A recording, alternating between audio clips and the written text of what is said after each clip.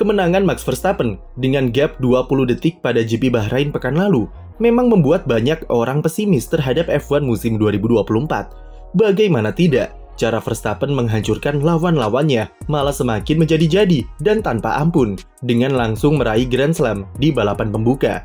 Mobil RB20 yang ia kemudikan juga malah makin kencang meskipun mengubah konsep aerodinamikanya, dan itu pun Red Bull berencana masih akan lakukan upgrade besar-besaran dalam 3 atau 4 race ke depan.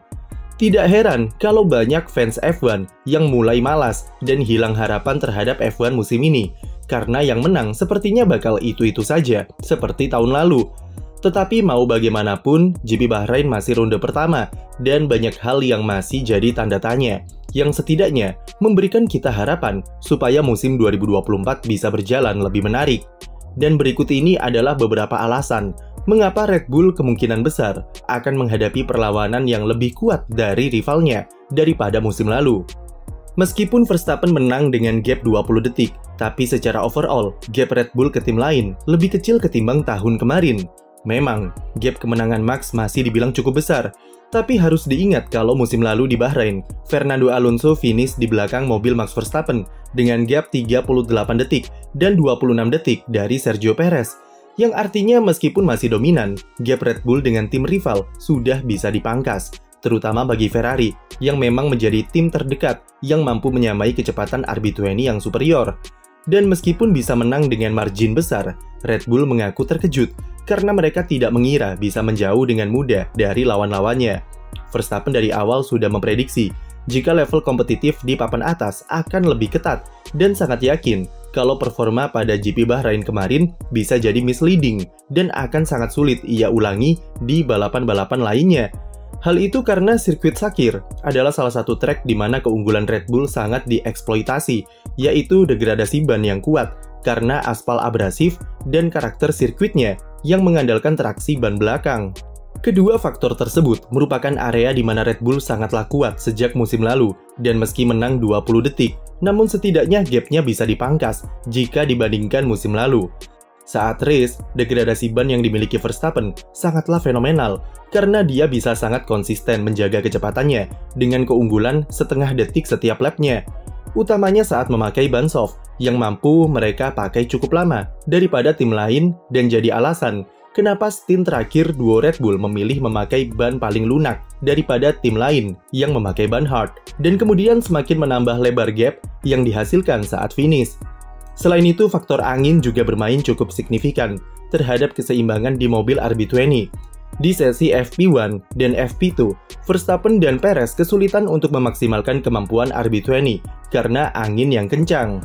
Tetapi di kualifikasi dan balapan ketika kecepatan anginnya mulai stabil, serta suhu yang mulai panas, mereka menemukan setelan yang pas untuk mobilnya. Kondisi-kondisi tersebut juga diyakini oleh Carlos Sainz kalau dominannya Red Bull di Bahrain sebagian besar disebabkan oleh karakter dan kondisi sirkuit yang sangat berpihak kepada mereka. Dengan sirkuit Jeddah yang punya karakter sangat berbeda ketimbang Sakir, dengan tikungan cepat dan aspal yang lebih halus, ia berharap faktor itu bisa membantu Ferrari serta tim-tim lain untuk beri perlawanan berarti kepada Red Bull. Carlos Sainz merasa cukup optimis jika Ferrari bisa perform jauh lebih baik daripada sekedar meraih podium ketiga di Bahrain kemarin, terutama melihat rekan setimnya yang andai saja tidak mengalami masalah rem, ia cukup yakin Ferrari bisa mengungguli Sergio Perez dan podium kedua sudah ada di tangan. Bahkan itu bisa memberikan Sainz peluang yang lebih besar untuk mengejar Perez dan mengunci 2 podium sekaligus di Bahrain jika skenario balapan berpihak kepada mereka. Sainz percaya jika Ferrari bisa memberikan perlawanan yang jauh lebih sengit di sirkuit-sirkuit bertipe degradasi rendah dan mengandalkan grip ban depan seperti di Arab Saudi pekan ini. Degradasi ban memang salah satu area yang sangat Ferrari perbaiki di mobil SF24. Di Bahrain saja, secara overall race pace mereka 1,2 detik lebih cepat daripada musim lalu.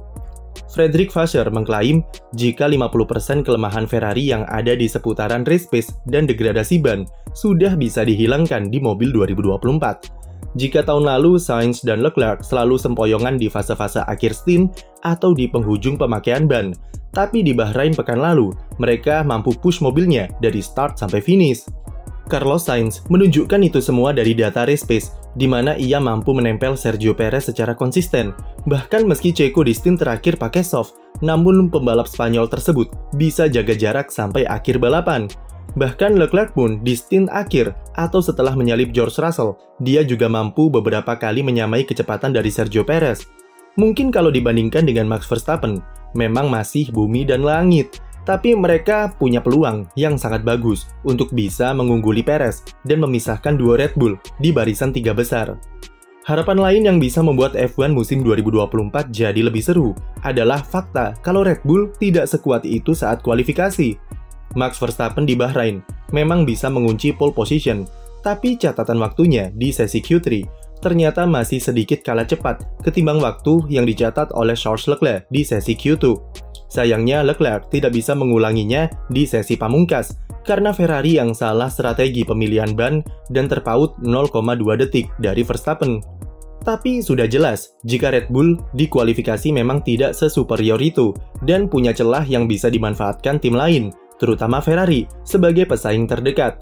GP Arab Saudi cukup menjanjikan bagi Ferrari karena mobil SF24 sudah jauh lebih baik di tikungan cepat daripada mobil pendahulunya atau bahkan sudah bisa menyamai Red Bull.